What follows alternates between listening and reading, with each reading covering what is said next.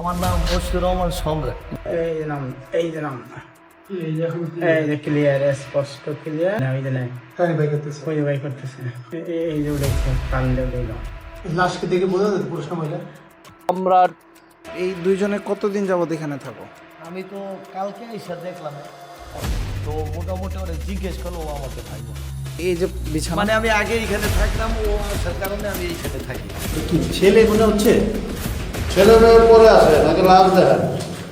গত 29/8/2025 খ্রিস্টাব্দ তারিখে আমাদের পৌর কমিউনিটি সেন্টারে আমরা প্রথম এক লাশ শনাক্ত করি এবং লাশ আমরা যখন পাই তখন তার মৃতদেহ প্রায় পুরা অবস্থায় ছিল। আর পরবর্তীতে আমরা একই জায়গায় আমরা আরেক দেহ উদ্ধার করি। এই মৃতদেহটি একজন নারীর ছিল। এই নারীর বয়সও আনুমানিক 30 বছরের মতো ছিল।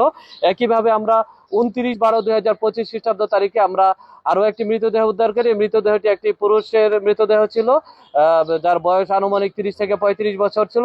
ওই মৃতদেহটিও পুরা অবস্থায় আমরা পাই। এছাড়াও গত 4/7/2025 তারিখে আমরা মডেল মসজিদের সামনে একজন বৃদ্ধার মৃতদেহ পাই। আমাদের যখন পোস্টমর্টম রিপোর্ট আসে দেখা যায় তাকে শ্বাসরোধ করে হত্যা করা হয়েছে।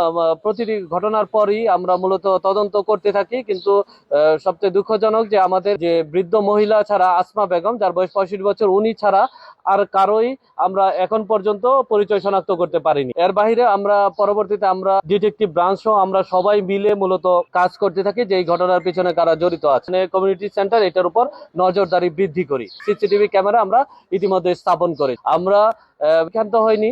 আমরা ঘটনার আগের দিনও আমাদের যে ওই ইন্সপেক্টর অপারেশনের নেতৃত্বে একটা যারা এখানে অবস্থান করে তাদের জিজ্ঞাসাবাদ করছে এবং তাদের কোনো সন্দেহজনক কোনো কিছু তাদের চোখে পড়ে কিনা এই বিষয়গুলো তাদেরকে আমরা জিজ্ঞাসাবাদ করি। কিন্তু দুর্ভাগ্যজনক আমরা যাদের জিজ্ঞাসাবাদ করেছিলাম তাদের মধ্য থেকেই আমরা 18 তারিখ দুপুরবেলা, আপনারা জানেন যে দুপুরবেলা আমরা দুইজনের মৃতদেহ আমরা এখানে পাই। এই মৃতদেহগুলো পাওয়ার পর আমরা সিসিটিভি ফুটেজগুলো বিশ্লেষণ করি এবং আমরা সিসিটিভি ফুটেজে বিশ্লেষণ করে একজনের অবয়ব আমরা লক্ষ্য করি, যাকে আমাদের সন্দেহের তালিকায় নিয়ে আসে এবং তার নাম সে মশিউর রহমান খান ওরফে সম্রাট বলে তাকে নিজেকে পরিচয় দেয়।